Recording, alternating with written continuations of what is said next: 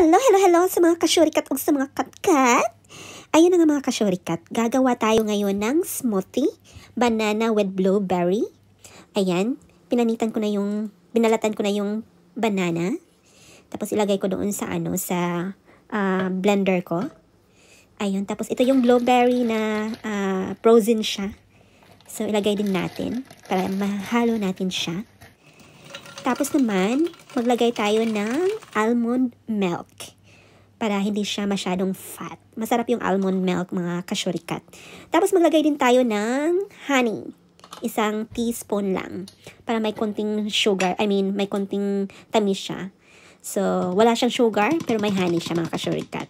Tapos, blender lang natin siya at makagawa na tayo ng smoothie. Yan, tapos i-blender na natin siya, mga kasyurikat. Para makagawa na tayo ng smoothie. Ito lang yung dinner ko, tsaka itlog. Kailangan ko nung mag-diet kasi nga tumaba na talaga ako, mga kasyurikat. 75 kilos na ako ngayon. At advice ng doktor ko, kailangan kong mag-diet kasi nahihirapan akong huminga dahil nga tumaba ako. So, kailangan ko talaga mag-diet, mga kasyurikat. So, ayan, kailangan natin kumain ng healthy na pagkain. At wag masyadong magpataba kasi nga mahirap na, mga kasyurikat. Diyos ko. Ayan, na-blender ko na yung smoothie natin, mga kasyurikat. At ilagay ko na sa lagayan ko na may straw na glass.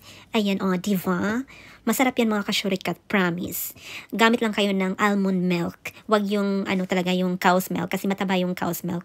Yung almond milk kasi marami siyang benefits kaya masarap siya. Kaya mas mabuting almond milk ang gamitin niyo. Diba? Ayan na, mga kasyurikat, kakain na ako. Kainan na tayo.